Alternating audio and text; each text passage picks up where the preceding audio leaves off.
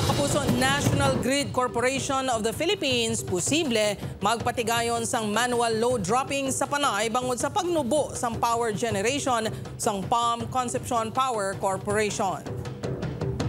Mapugso NGCP, ginapreparahan ang power supply labi na nga nagapadayon pa ang preventive maintenance ng PEDC Unit 1. Yaring balita, naging tutukan ni Zen Kilantang sa live, gikan sa Barangay Baluyaw, La Paz, Iloilo City. Zen, anong update?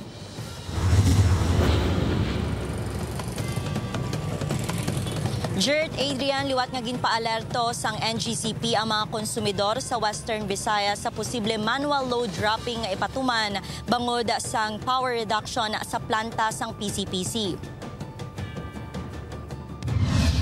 Ginpahibalo sang PAM Concepcion Power Corporation ang National Grid Corporation of the Philippines nga may pagbuhin sa power generation sang ila planta. Halin sa 124 megawatts nga kapasidad, nagnubo ini sa 65 megawatts. Bangod sini, liwat nga nagpagwa sang advisory ang NGCP nga posible nga magpatuman sila sang manual load dropping agud mapreserba ang integridad sang Panay subgrid santo sa Philippine Grid Code. Sunod sa NGCP, establish sa gihapon ang supply sang kuryente. Apang ginahandaan lang nila ini, ilabi na nga nagapadayon pa ang scheduled maintenance shutdown sang PEDC Unit 1 to February 17. Just in case man lang, no? If ever the system will be threatened, there might be a possibility, no? And I would like to stress the word possibility. It may happen, no, if ever man lang ang atong sistema ma-threaten na. Madumduman nga Enero 2 sini nga tuig sa nagsugod ang 4 ka adlaw nga lapnagon nga power outage nga nag-apekto sa tuman kadamo nga mga konsumidor sa mga isla sang Panay, Guimaras kag porsyon sang Negros Occidental. Kung matandaan ni Manilin, nag-anto sila sa malawig nga power interruption, gani ang negosyo nila nga laundry shop ang naperwisyohan man.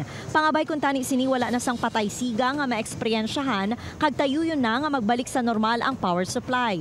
Oo, ma'am kung halimbawa mag-brand out, syempre wala kami customer, hindi kami kabaton customer, kaya syempre mapinding ang labada.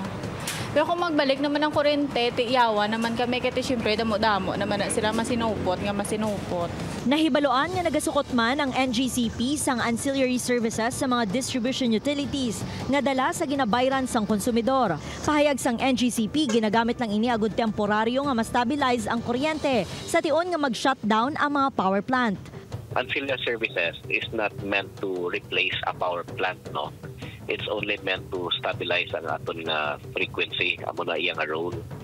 So in the event if mag-shutdown gid ang mga planta, they are meant to augment temporarily, but they are not the solution, no, sa aton nga concern, no, if ever mag-out gid ang planta totally. Ginapanugyan na naman sang NGCP ang mga konsumidor nga magkinot sa paggamit sang kuryente. Mahimo nga magbuhin sang ginakonsumo nga kuryente kapareho sang appliances kag ginausar nga suga sa balay agud makabulig sa transmission system. Samtang may padigayuno naman nga scheduled power interruption sa franchise area sang Ileco 3 kag Capelco sa February 10, Sabado.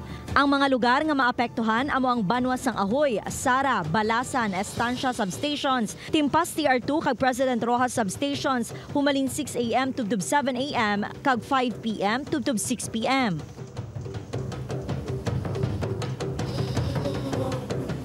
Jert, ginahandaan man sang NGCP ang scheduled maintenance shutdown sang power plant sang PAM Concepcion Power Corporation subong nga bulan, samtang nagapabili naman nga normal ang operasyon sang duha ka dalagko nga planta sang Panay Energy Development Corporation. Jert? Madamo nga salamat sa update, kapuso. Zen Kilantang, Sasa.